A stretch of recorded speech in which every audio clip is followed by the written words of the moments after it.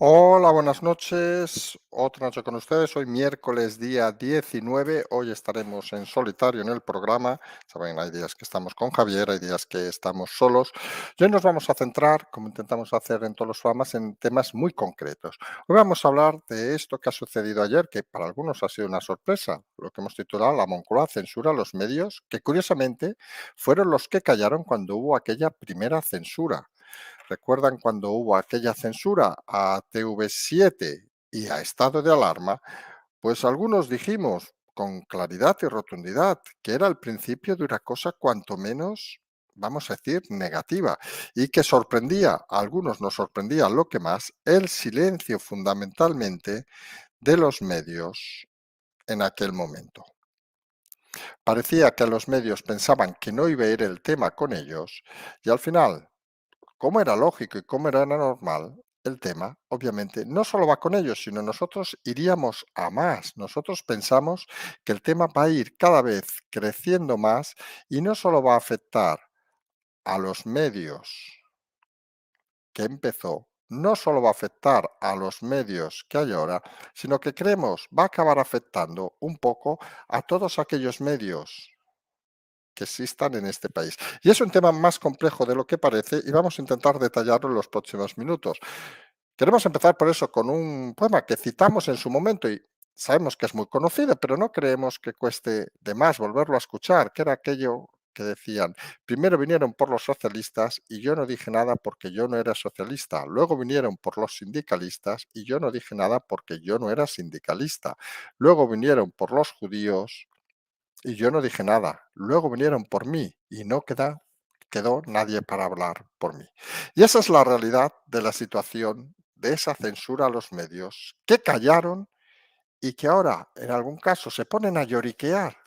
Y uno se sorprende pensando en qué incapacidad tuvieron en su momento y qué poca visión tuvieron en su momento para darse cuenta ahora de las circunstancias. Y las circunstancias son a veces un poco más complejas de lo que parecen. Recordemos la historia, un briefing sobre fondos, curiosamente europeos, donde el gobierno pues decide no invitar a ciertos medios, el Mundo, La Razón, Onda Cero, etcétera. Y a partir de ahí, la propia oficina de la Moncloa explica dos temas que creemos que son todavía más graves. Por un lado dice que ellos son libres de decidir a quién invitan y no. Hombre, pensamos nosotros que libertad de expresión, todos los medios deben ser invitados. Luego, quien tenga más recursos o menos recursos irá o no irá. Pero parece extraño que el gobierno crea que solo puede invitar a quien le dé la gana a actos que sirven para explicar gestiones de gobierno de todos los españoles. Y la segunda explicación, que era un poco más todavía ridícula, vamos a decirlo así, es que decían que ellos decían también a quién iban a filtrar las informaciones. Bueno, esto no hace falta que se explique. Cada uno filtra las informaciones a quien le den gana, pero no deja de confirmar, curiosamente, que este gobierno se dedica a filtrar lo que le interesa y a no informar cuando las cosas no parece que estén de su agrado.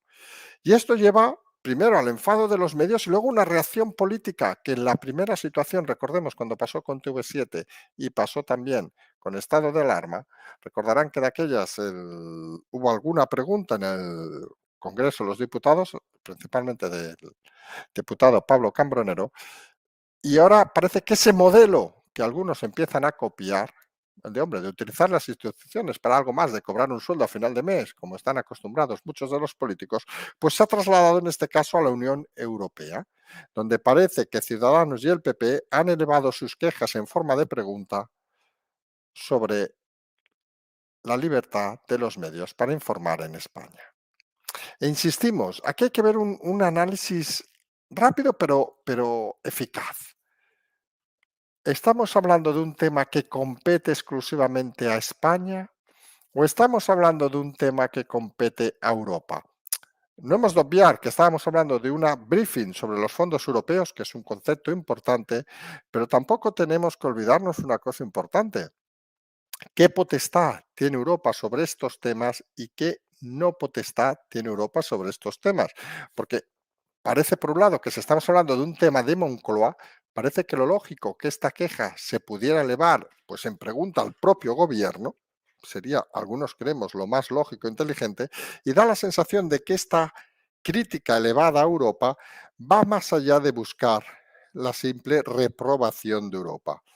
Porque la sensación que se tiene cada vez mayor, sobre todo desde el lado del PP, vamos a decirlo así de claro, es de elevar los disparos cada vez con más fuerza a Europa, porque todos empiezan a ser conscientes, y aquí empieza la parte de análisis del programa, todos empiezan a ser conscientes de que la verdadera clave de este año, la verdadera clave de la hipotética recuperación del gobierno, va a venir de Europa. Europa es el lugar donde está claro que se está tejiendo, vamos a decirlo así, la hipotética recuperación del gobierno, y Europa está claro que debe ser, o creen algunos que debe ser la valla que impida esa recuperación del gobierno. Recuerden, hay temas como la de arbitrariedad de la distribución de los fondos europeos, ya reportado a Europa, incluso reportado a Fiscalía, en este caso por un juzgado, perdón, de Barcelona. También recordemos, por en este caso, por algunos oyentes que han reportado, todo el mundo puede reportar a la Fiscalía Europea cualquier incidente relacionado con fondos europeos, ya lo saben. Segundo, los temas como lo de la censura a los medios, que parece que es otro disparo contra el gobierno de España y contra las prácticas, cuanto menos extrañas del gobierno de España, que cada vez además tiene esa tendencia, cuanto menos curiosa, vamos a decirlo así, de meterse en unos líos que entre nosotros tampoco parece que tengan mucho sentido, porque alguien de los que nos está escuchando cree que a los periodistas que hubieran ido a ese briefing de los fondos europeos les hubiera importado un carajo lo que se explicaba. Y esos errores son los errores que ponen de manifiesto la necedad, la ineptitud del gobierno y de su transmisión del mensaje, porque elevan una cosa que a nadie le importa. Claro que importan los fondos europeos, pero seamos sinceros, ¿a quién le importa un briefing sobre los fondos europeos que hubiera consistido seguramente en un café con leche y unas pastitas y hubiera sacado una crónica de media columna si hubiera salido en la mayoría de medios y si no hubiera servido para hacer 4 contactos y solo habiendo tenido un buen comunicador, algo que parece el gobierno adolece, pues se hubiera solucionado de una manera ágil y rápida. Pero la realidad es que esa situación normal en democracia, explicar qué vas a hacer con los fondos europeos o con los fondos de donde sea o con la ley de lo que sea, la han convertido en un pequeño escándalo al darle más importancia, vetando y justificando, como hemos dicho, diciendo que ellos son libres de decidir quién viene, desconociendo que es una estructura de Estado, indicando que ellos filtran lo que les da la real y puñetera gana. También maltratando un poco a la opinión pública y maltratando un poco el concepto de mensaje que debe transmitirse desde un país. Veremos qué dice la Unión Europea, la Comisión Europea, perdón, suponemos hará esos típicos encajes de bolillos, que dirá algo así como nosotros respetamos la libertad de expresión y de los medios de comunicación para que disfruten de las mismas oportunidades que cualquier medio, dicho lo cual, desde la Unión Europea no podemos inmiscuirnos en los asuntos locales de un país soberano como España. Más o menos van a ir por ahí los tiros, con lo cual son conscientes en el gobierno que no parece vaya a tener más recorrido, excepto se haga un tipo de fuerza que parece el PP no está en estos momentos con esa capacidad. Y al final, lo cierto, y eso sí que es innegable, es que al gobierno le empieza a preocupar esos disparos, vamos a llamarle así, dirigidos a Europa. Porque saben que es como si fuera su canal de suministros para sobrevivir este año. Esto es como una contingencia. ¿Recuerdan aquellos movimientos, por ejemplo, cuando se habla de batallas, de guerras? Vamos a hacer un símil rápido. Que tú puedes estar luchando en el frente de batalla, podríamos recordar la invasión rusa, alguna de todas, o cualquiera de ellas, que el gran problema era la distancia que había entre los suministros y las tropas que estaban en primera línea de combate, en unos grandes problemas, porque si tú interceptabas las líneas de suministros, pues dejabas unas grandes bolsas de soldados que no tenían capacidad de avituallamiento ni tenían capacidad de poder solucionar ni enfrentarse, en este caso, los rigores del clima. Pues aquí estamos en una situación pareja. Se ha dado la situación que todo el mundo en política en España se ha dado finalmente cuenta de que este gobierno por sí mismo no sale del agujero donde estamos. Nosotros hemos ido más, hemos dicho incluso que está en una metástasis estructurada prácticamente contra la propia estructura del Estado. No solo es el gobierno, ya es el Estado el que empieza a estar enfermo. Y todos se han dado cuenta de que el único remedio, la única, hablando de los tiempos que estamos, la única vacuna económica para solucionar esta situación es los fondos europeos. Se gestionen peor o mejor, vamos a decirlo así. Y eso lleva a una reflexión, que si lo fundamental son los fondos europeos y transmitimos el mensaje que los fondos europeos se están repartiendo arbitrariamente, transmitimos el mensaje que los fondos europeos no se distribuyen como deberían hacerse, transmitimos el mensaje de la inseguridad jurídica de este país, de la inseguridad de prensa de este país, pues estamos atacando a la línea de habituallamiento del gobierno para todo el año 2022. Porque si se retrasan o simplemente se vigilan de una manera más efectiva, este gobierno empezaría a tener dificultades todavía más claras y manifiestas, porque creemos que nadie a esta altura de la partida cree que este país está ni en recuperación ni en órbita de recuperación. Todo lo contrario. Ves los datos, ves la situación y estamos como en aquel despeñaperros entre Castilla y Andalucía, donde parece que se llega, se tira uno por el barranco y no hay nada más que hacer. Hablamos de hace 100, 200 años, obviamente. Y esa es la realidad actual. ¿Ves las cifras económicas? Recordemos las estadísticas del The Economist, del fondo de base de la OCDE, con las 23 economías más grandes, donde España caía de forma alarmante, como la peor en el PIB, la peor en los ingresos familiares, o sea que nadie se ha preocupado tampoco por las familias, y la peor en la valoración de las empresas tras la pandemia. Con lo cual nadie se ha preocupado tampoco de las empresas. Hombre, y cuando tú juntas una despreocupación por las familias, una despreocupación por las empresas, una despreocupación incluso por la economía del país, y le sumas que coartes la libertad a esos medios que callaron, que nosotros ya saben que tenemos nuestra opinión sobre estos medios que callaron, que quizá deberían haber hablado antes, pero mire, cada uno es tonto donde es, pues sumas ese ataque a la libertad de opinión y de las expresiones y de los medios, pues te está dejando un escenario cuanto menos extraño. Y en un escenario extraño, es difícil que la Unión Europea pueda desvincularse por completo y confiar exactamente en la propia presidencia del gobierno. Ya vinieron el canciller alemán Scholz el lunes a dar un pequeño toque de atención, porque en Europa son conscientes que hace falta una España fuerte, no una España que vaya al vagón de cola, y son conscientes también de que la realidad de este país es bastante más compleja de lo que puede parecer a simple vista. Y no hemos de olvidar tampoco un tema importante. La Unión Europea se juega mucho en España y la Unión Europea sabe que lo importante es que los fondos lleguen de una manera adecuada y sin una participación política, como parece a día de hoy con la denuncia incluida de Ayuso o Feijóo, se esté haciendo. Porque al final los fondos europeos, como hemos dicho, son europeos, no son fondos de un partido.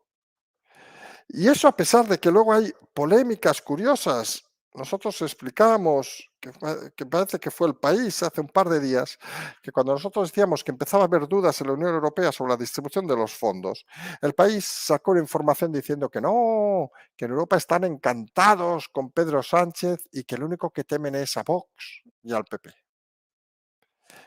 señores, inventar, inventar, inventar.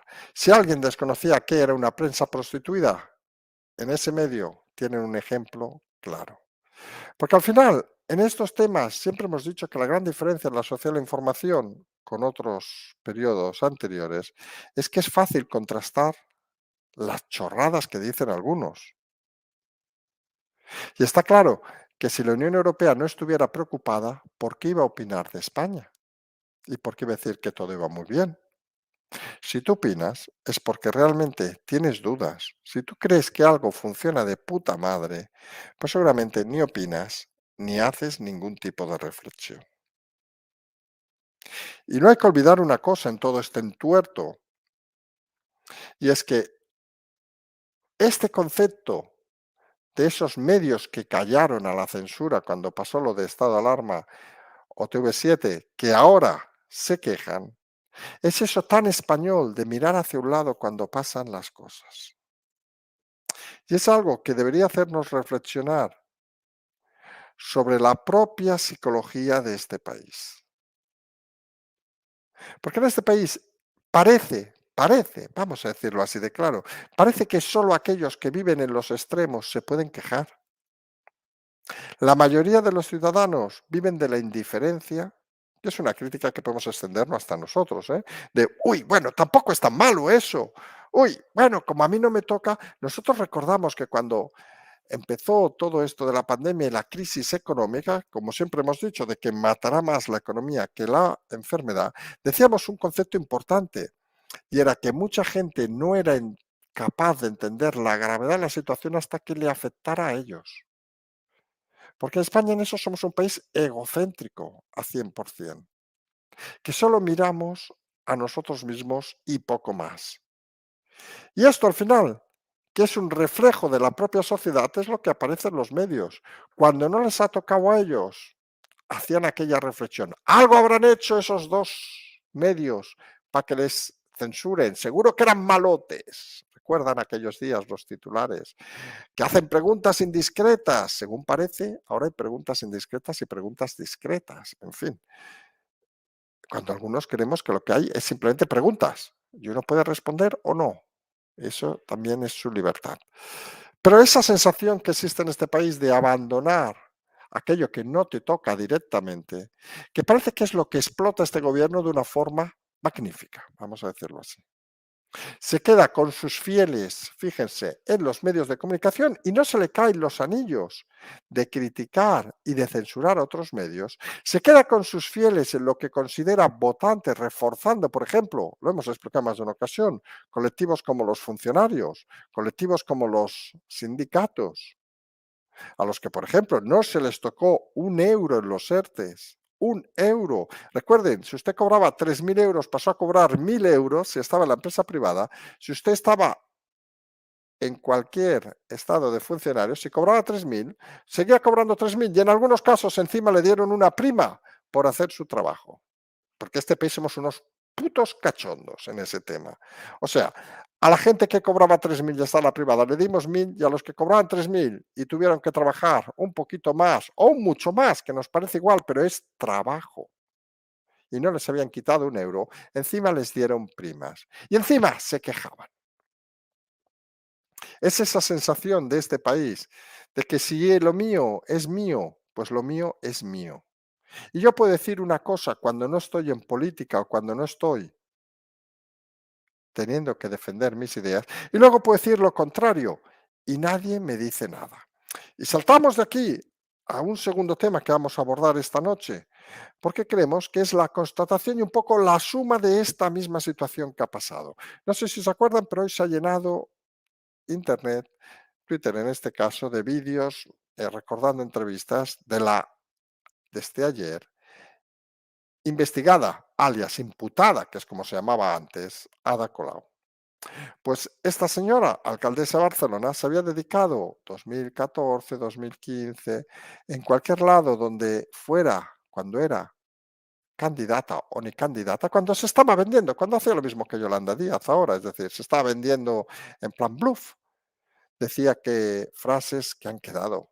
Hay una de que pueden verlo por Twitter, una entrevista con Évole donde dice: "No, no, cualquiera que sea investigado debe dimitir, y si no dimite debe poner su cargo a disposición de los ciudadanos para que hagan unas elecciones, que a cagarse, para que decidan si se tiene que ir o no".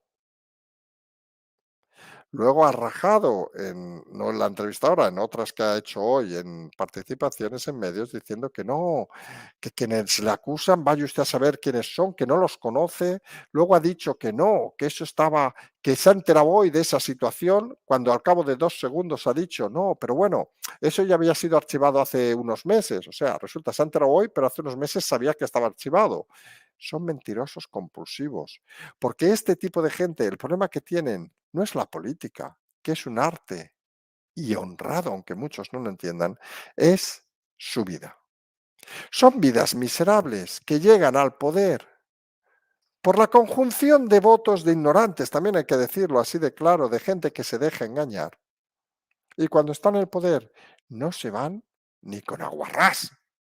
Se quedan ahí como una garrapata, enganchados, porque se dan cuenta que en su miserable vida, y por eso son vidas miserables, jamás podrán acceder a unos sueldos y unas condiciones como las que están disfrutando con el dinero público. Y eso es lo que debería hacernos reflexionar a todos. Pero reflexionar no solo en el caso de Ada Colau, sino también en el caso que nos ceñíamos el programa de hoy, los medios que callaron. Porque los medios no callaron porque no sean buenos periodistas, algunos lo son, callaron porque saben que si hablaban se quedaban sin el dinero que les mantenía vivos.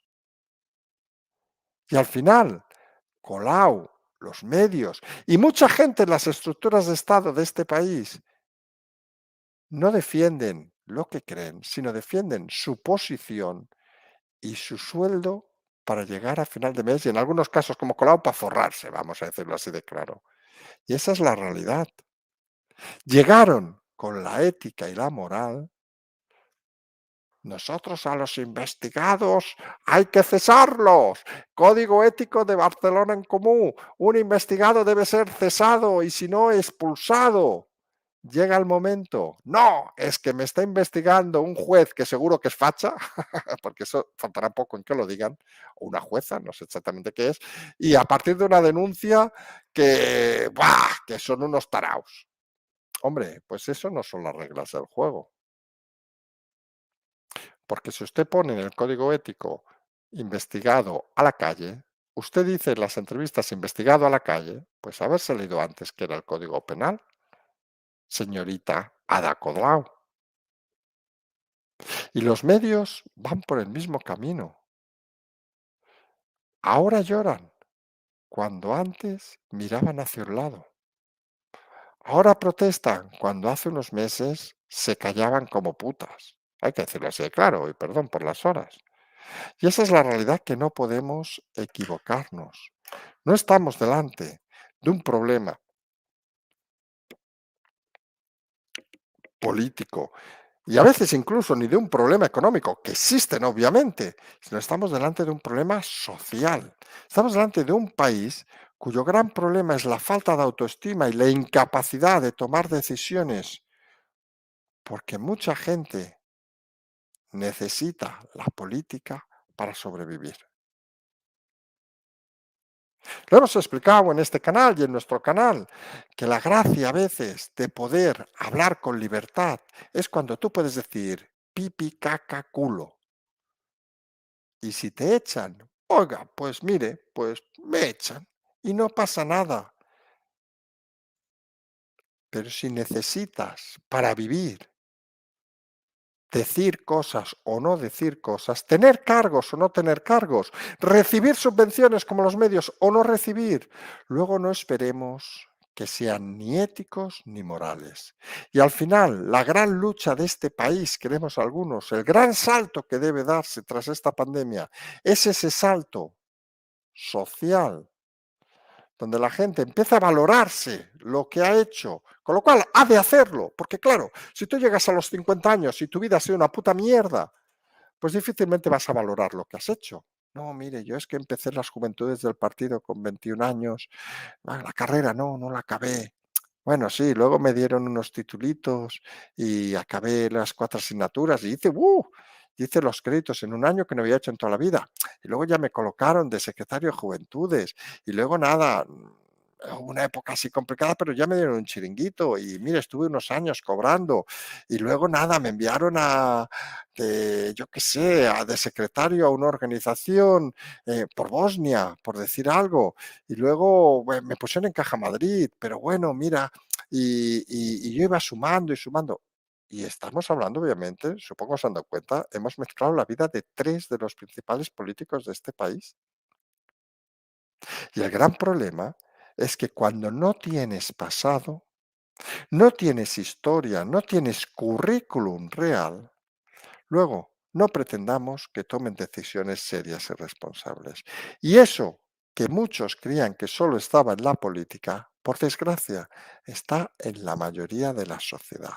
Está en los medios de comunicación, obviamente, como no podía ser menos.